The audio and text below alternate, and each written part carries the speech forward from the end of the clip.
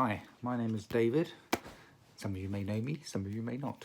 I'm sitting in my bedroom on the bed because everyone else is downstairs, so I thought I'd come up here for some quiet time. And yesterday I had a tweet from Sarah Laurie Johnson to inform me about this guy called Steve, who has come up with this brilliant idea during this incredibly troubled time about story sharing. So I'm going to read a little bit of a children's book I wrote. Oh, first of all, I didn't have a shave, Steve, so it's one of those things. I may even grow it for Christmas. You never know. Really bushy and white. But most of my books are true stories and crime fiction, and marketing, but the true stories and crime fiction aren't particularly child-proof. But one book I have written is this book. It'll probably be back to front to you now, but it's called Alaina's and Not Really a Diary. And it's written with my partner, Julie, and the illustrations, which are fantastic, have been drawn by Abigail, Julie's 16-year-old daughter. And this book is in conjunction with St. George's Shopping Centre and Coram Beanstalk, where I'm getting all these things coming through on my phone from WhatsApp, Twitter, everywhere, where 70% of this book, which is £6, goes to their charity, which is a literacy charity for children to improve their reading and grammar. But I would like to read the beginning of it, really. I mean, it's a funny story. It's about children who live in Harrow, which is in Middlesex, just outside, Greater London. And it's about their memories of Harrow. And so I'm going to read a little bit. If you do see all these little things coming up, notifications, I do apologise. But it actually starts on Thursday, the 1st of January 2019. And I'm sure a lot of people would wish we were still there, actually, considering what's happening. So while you're sitting comfortably, children, I will read you a little bit of this story. Hope I don't go on, but here we go. So Thursday, the 1st of January 2019. It's the first day of 2019, and I'm so excited to write in my new diary. I've been waiting since Christmas Day. It's not actually a diary. It's really of a special notebook that I got from Mum and Dad for Christmas, and Mum thought I might want to use it as a diary. I was a bit confused at first because all the diaries I've seen have dates on them and space for every day to write in, but this is just a notebook with no dates. Mum told me that when she was my age, she started writing a diary, and that some days she would have loads to write about and other days not so much. Sometimes there was nothing at all to write about, or she was too busy or too tired. She thought that a book with no set spaces would be better for me. Also, she knows that I love to draw and doodle, and she said that this way I can write as much or as little as I want, and I can draw pictures and doodle whenever I want to as well.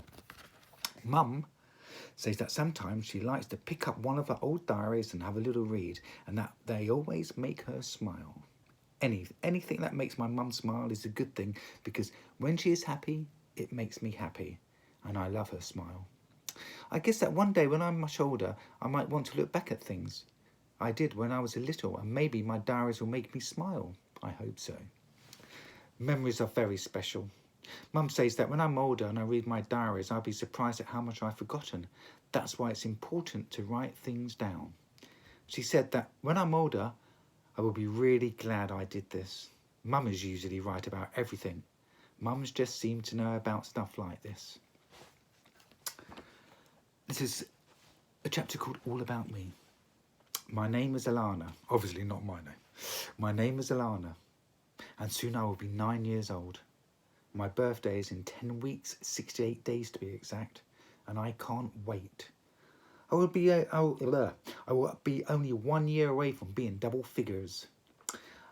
I'm having my party at Harrow School of Gymnastics, which is where I do gymnastics every Saturday. I've been to a party there before, and it's so much fun because you get to use all the equipment and play games, and they have a party area for food afterwards. I live with my mum and dad, who are amazing, and my baby sister, Amara, who can be a bit of a pain because she wakes up a lot at night, but she isn't yet even one. So hopefully when she's a little bit older, she might sleep better. We live in Harrow in Greater London, which Mum says is even better than London. Greater. Get it? I do think Harrow is cool. We have parks, a swimming pool, 2 shopping centres and even a cinema. We have a famous school which is really posh, but it's only for boys, which I think is really silly. Imagine if my school only allowed girls, then I wouldn't be friends with Benji, Jacob, Benit or any of the other boys in my class, which would be really, really sad. I go to Oxmoor Primary School, where I have loads of friends, but I also have lots of friends outside school. Some I've known since I was a baby, some I went to nursery school with, and others that I've met at gymnastics and swimming. My best friends are Amy, Una, Ayara, Nikita and Orly. I'm going to read one more paragraph or chapter. This is Wednesday the 2nd of January 2019. I had a play date at Una's house today. I was really looking forward to seeing her cat Bella, but when I got there, Bella was nowhere to be seen. I asked Una where Bella might be hiding, and poor Una burst into tears. She told me that they had to sell Bella to another family. I felt so sorry for Una because she really loved that cat. Bella was really fluffy and cute and always made Una smile. Una told me that new family had promised to send her a picture of Bella, but they hadn't yet, and she was angry and upset that they had lied to her.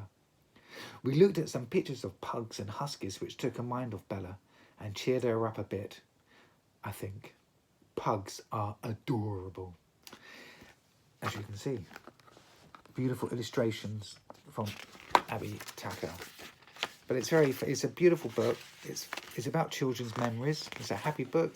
It's a bit quite sad, and I had to go to 3 schools to do workshops, and I go there quite often to read them a chapter and say hello to the kids, because it was very, very inspirational. Primary school kids at these 3 schools, and so the illustrator Abby did a picture of me, and this is without my hat on, so I hope you can see me.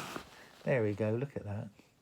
Anyway, just before I go, I want to say, obviously everyone is going through a dramatic time at the moment, and I do hope everyone is keeping safe, looking after people, their family and friends.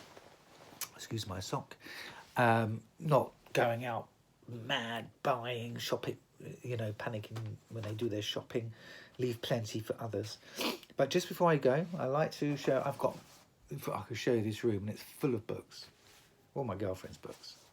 But I've got a few here which have been signed by some friends of mine, so I just want to quickly show you. The Breaking of Liam Glass by Charles Harris. It's all back to front, but hey-ho. Maggie, Dr. Maggie. This came through to me. There we go, that's that. Gemma Wayne, Chains of Sand. This was actually sent, I got 2 of these books. One was sent to me and one was posted to my mum for Christmas. So thank you, Tim, the dazzling lady docker. So it's Emma Jane Kirby. This is a very good book. Some friends of mine, Jill Kenton, Storm in a D Cup. Someone in America, who lives in America, who I met a couple of years ago. We met at a hotel in Hammersmith. Really cool dude. So good shout out to Joe McGee. And someone else who I met, and I met last year actually. She did she's writing a book about what she did. She went on a tour of there we go. She went on a tour of Europe, Ireland. She had a great time. Met her and her husband. So this is the Fleur. And this is her book, Local Time. Her new book will be coming out soon, and it will be, and it features me actually. It will be about her visit to Europe last year. So, but I hope you're all doing well. Hope you're all safe. Sorry if my finger's going there. I get so many notifications. But just let you know, that book, if anyone wants a signed copy, give me a DM.